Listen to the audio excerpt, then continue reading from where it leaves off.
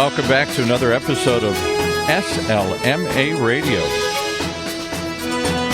It starts here. If it has to do with sales lead management or sales lead marketing, it probably starts here with the SLMA Radio Show. We have a rotating series of hosts and a rotating series of topics, and today it's Outstanding Outbound, an outstanding monthly program with our host, Anne Vanella. She's the author and CEO of the Vanilla Group. So without further ado, let's bring her on. Hey, Marianne. How are you doing? I'm doing good here. Let's see if we can hear you there. I know we were struggling a little bit here today. How about that? Yeah, let's get you as close to the mic as we can get you here.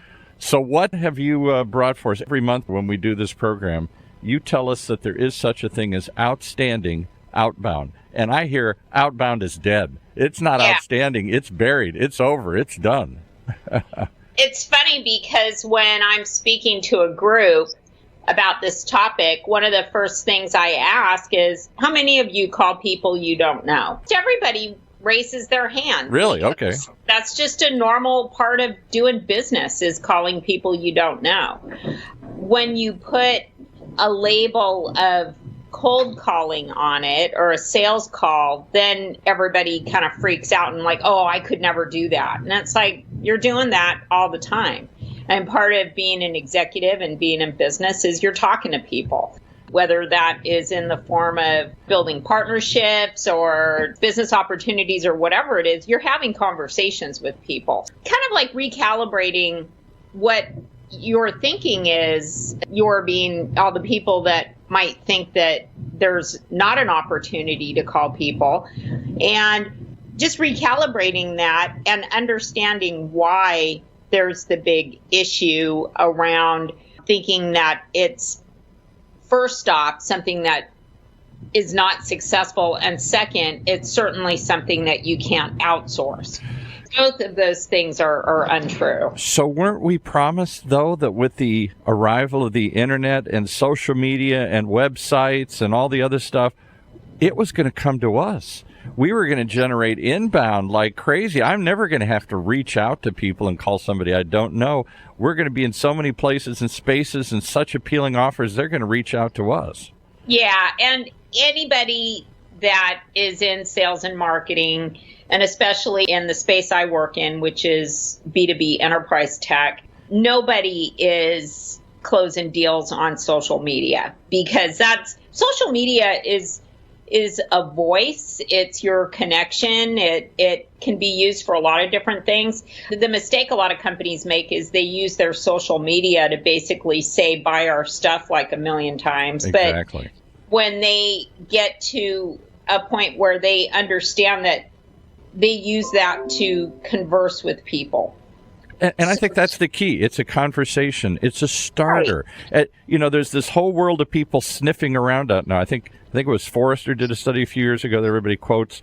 I may have it off a little bit, but it's something like, when somebody buys anything, whether it's a toaster or a new enterprise solution, they go online and research it first. And by the time they're ready to raise their hand and talk to a salesman, they've already decided pretty much who they're going to talk to. Rightly or wrongly, they've sniffed around and decided this is the company that's the best solution. Right. So really, it's about being findable. It's about connecting with prospects. Like one of the things that I look at when I look at a company, for example, is, how current are they? Are they out in the public domain? Are they having conversations, first off? And it's not like they have to be super active on Twitter or LinkedIn or whatever it is. If they are, it should be something current. It is even more to a detriment if you look at a website of a company and you see their last press release was like in 2015 or something. So that makes you wonder, well, what's going on over there for the last 3 years? So that's the thing, that your public persona or your public conversation that you're having on social media and through your website, that's important, but that's not going to close business. There's actually a huge opportunity to accelerate consistent long-term growth with putting the right outbound resources in place. I've had this company for going on 18 years, and I work with some of the largest tech companies out, and many of them have internal outbound function because that's important. What we do is more strategic in getting them into accounts and having conversations with stakeholders. But from a company that hasn't outsourced anything, there's this mixed results and tainted view on the topic. And a lot of it is based on, have they had a bad experience? And the program flops.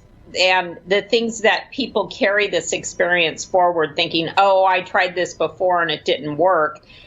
That's a result of a bad match. That was a bad vendor match. It's not that outbound doesn't work or outsourcing your SDR function or your demand gen function isn't going to work. It's that it's been a bad match, what they're referencing mentally. For example, I get the typical process that companies might go through is they're thinking, okay, we want to outsource B2B calls. And so they do some research, and the expectation is right away, well, how many meetings can we expect?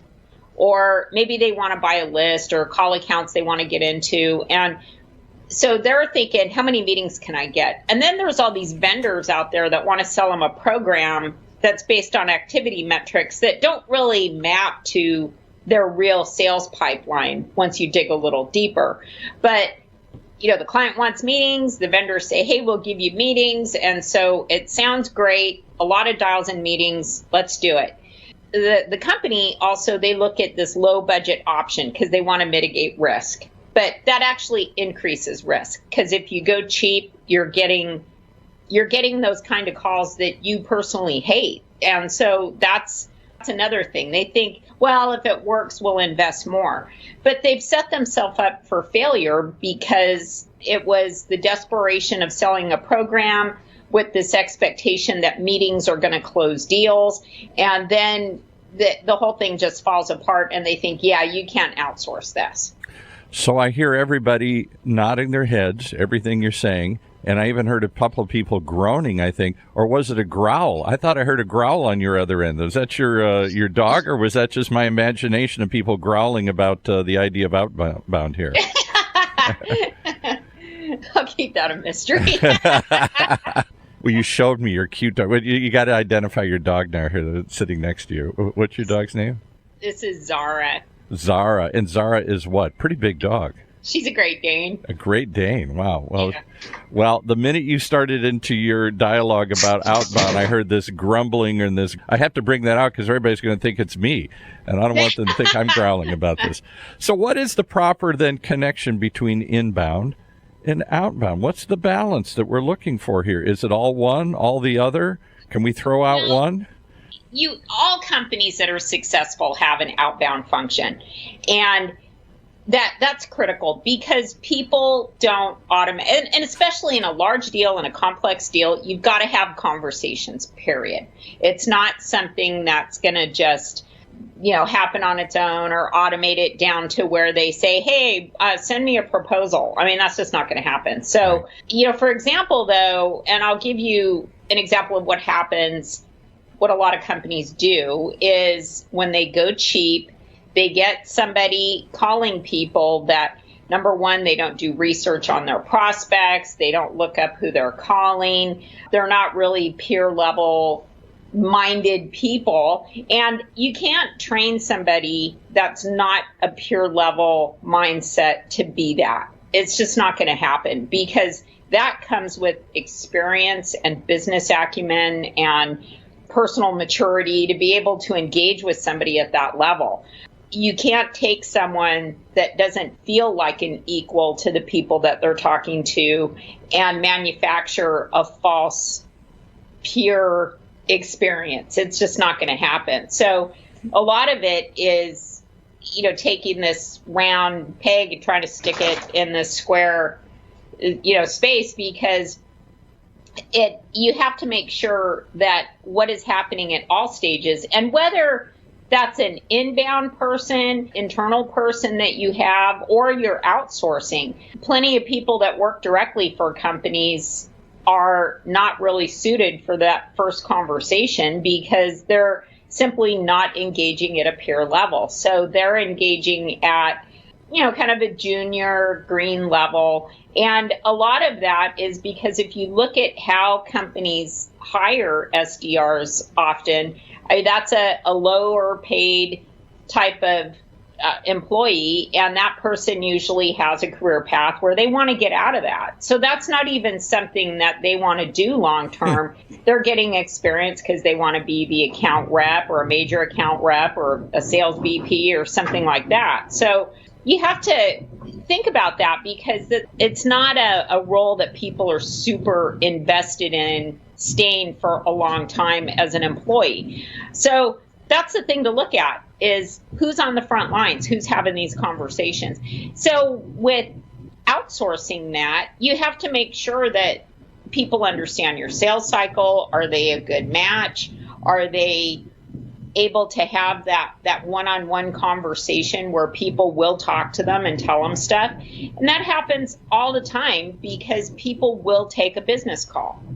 Well, I think you've hit a bunch of topics that each could be a show unto themselves. And the one that strikes me the first is the person usually doing the cold calling doesn't want to be doing it. And they're usually a junior level person. I'm too important, go do cold calls. That's the starter place in the company here. You do the cold calls today, and I'll take the real deals here. I think that's part of the problem. We got the wrong people calling, and they're not really excited to be doing it. Well, and again, that's the first experience that a prospect has with your company.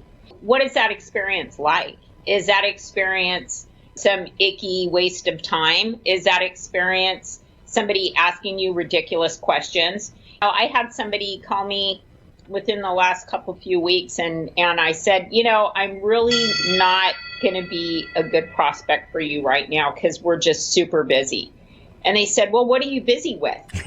And I'm like, too busy to tell you. And they're like, well, is it this or is it that? And I'm like, what does that have to do with anything? Right. I mean, that's got nothing to do with this. And that was just a weird way to keep the conversation going. So that's the kind of stuff that executives deal with. So that's why when they pick up the phone, they're kind of like, but if you right away can establish yourself as an expert and a partner and a peer, then they'll have that conversation with you. Well, let's take a quick break, and you can come back and give us some examples of how to do that, because I think I hear what you're saying, but I don't think I hear it very often when somebody calls me. So maybe you can educate us a little bit here today. We'll be right back with Anne Vanella from the Vanilla Group right here in the Sales Lead Management Association. Outstanding Outbound. And again, there are companies that will help you with this. We're talking with one here today, the Vanilla Group. They're committed to give back to their customers more than just great leads, really. Their objective is to deliver a customized, strategic sales development solution that is sustainable. That means you can do it over and over again. The Vanilla Group solution is designed to invigorate your entire sales team. They provide your organization with new revenue opportunities and a continuous stream of ongoing selling activities. Achieving this mission isn't always easy. It talks about building a partnership. And as your trusted partner, the Vanilla Group understands your objectives and goes out of the way to meet your requirements. So if all this sounds too good to be true, well, find out for yourself. Call the Vanilla Group. Reach out and do some outbound contact. Go to the website, vanillagroup.com, VANELLA group, vanillagroup.com. All right. Can you give us some tips? That's a great question, because a lot of times when a company calls me, they'll say, well, we've got scripts. Yeah. And I'm like, yeah, it's not a script that is going to get you in front of people. It's conversations. Right. So, for example, when you call someone you don't know, are you reading a script? Just call up somebody. I think I've got at least a script in my head. I got a little pitch that I'm going to try and get out as quickly as possible. You've got a framework that you're working through, right? But it's not just reading something at them. No, I hate that. And it's so obvious that somebody's doing that. Yeah. Right. And so that's one of the things that happens is, and I get calls every day. So I hear this stuff all day long of people that are just talking fast so they can get through the whole thing, right, or being a little manipulative about trying to get me to agree to something. The other thing that happens is they'll tell my assistant that I'm expecting their call, which is ridiculous. It's like, how is lying to her going to get you any audience with me, right? And that kind of stuff happens, unfortunately. How about the fake bonding stuff? It drives me crazy. We had somebody call me the other day here, and they're like, "Hey, buddy, how you doing?" And I'm like, "Hey, buddy, how you doing? Who is this?" Right. And they just launched into this thing. Or the other one, "Hey, we just talked to you a little while ago, and we're doing." And I'm like, "You did? I don't remember you at all." Yeah. This fake connection. That never works. Lying doesn't work. No, exactly. I mean, it's a ridiculous tactic, and that's what gives sales a bad name. So that kind of stuff is like anathema to me, because when I hear that somebody's doing something like that, it's like we all pay for it, right? That turns that prospect off even more to the future to talk to other people. So, the thing that companies need to do, and if you look on my LinkedIn profile, I wrote an article called Before You Outsource B2B Telemarketing or Telesales, and it really helps companies understand how to outsource successfully, because you can do it. I mean, I've got companies that have worked with us, 10 years, 12 years. Yeah, I know. I mean, it's a long-term successful program because we're a match for their prospect base, for their internal objectives. And we go through a vetting process. And so I vet them too. And so the one thing when companies call me, I'll always ask them, "So is everybody trying to sell you a program?" They're like, "Oh my gosh, yes." Yeah. And read that article first, because that'll tell you what to ask. I have a pretty narrow criteria for what I look for in clients, and I work with a partner company that I'll share some accounts with if they're not a good fit for us. And I only partner with them because I trust them. I'll know they'll do the work, and they're not going to put some really awful resource out there to connect with people. Most of the resources calling me are pretty bad. They don't speak English well. They're trying to rapidly spit out a script. They're pretending to be my buddy. They're doing all these things to engage me in the conversation. The one that drives me the craziest, and maybe I'm being too sensitive, is when they start and say, "Hi, how are you doing?" I'm like, and I always just say, "Who is this?" Yeah, it's like, who cares, right? And that's the thing. It's, the vendor field of outsourced options is really broad, and it includes everything from a larger call center, which is very controlled and structured, and they've got hourly employees, they've got a higher turnover. That has its place in certain things. But if you're looking to engage as a peer with companies and do outbound and start developing relationships, having a more boutique operation that's highly specialized and operates more as a partner with really specific requirements and value add, that's the kind of resource you want. So I wouldn't recommend a large call center in B2B marketing for complex deals, other than for maybe verifying opt-in status or maybe a single topic data gathering effort or something like that. But building a relationship with a stakeholder in a company really requires a peer. So there's got to be a level of respect that can be built rather quickly. Well, as we come down to the last couple minutes here, I'd love you to consider doing future shows where you could actually give people some real life examples of what a good outbound sales call looks like, because I don't think people know anymore what it is. I think we've all got this image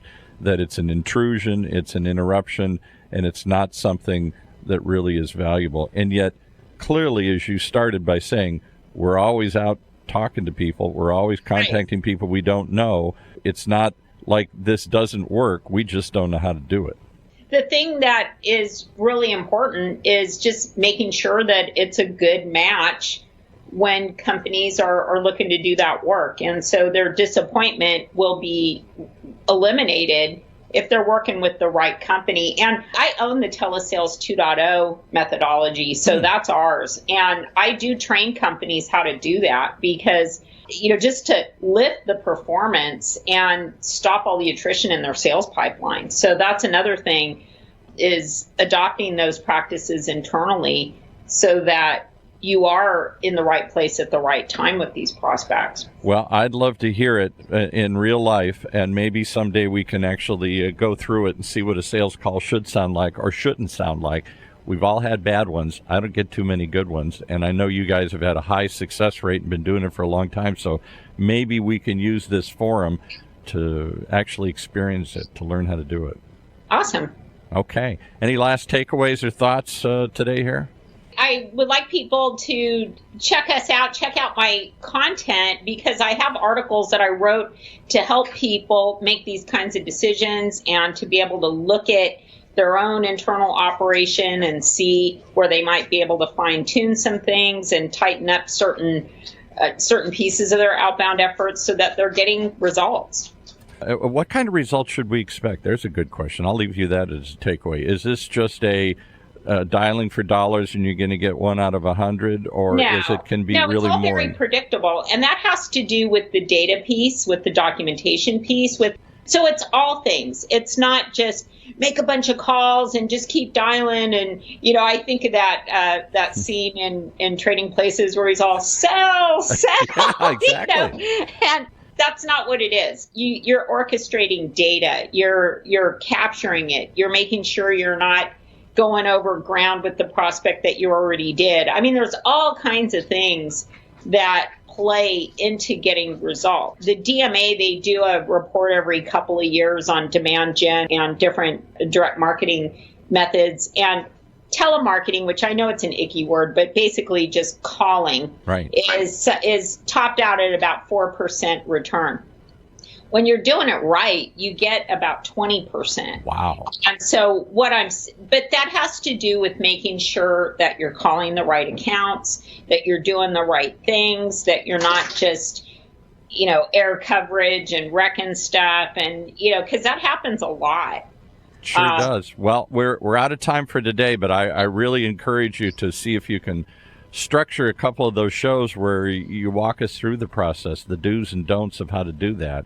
Good call is more like the conversation we're having right now. Right, exactly. Instead of all this forced and fake and fake at the wrong time. Well, thank you. So how do they reach you if they want to learn more? Go to the website. So it's Vanella Group, VANELLAGROUP.com. And we've got chat on there, or fill out a form, and I'll make sure it gets over to me. And you'll have a conversation rather than a scripted call with them here. Yeah. All right. All right. Thanks for joining us. Awesome. Thanks, Paul. Thanks, everybody.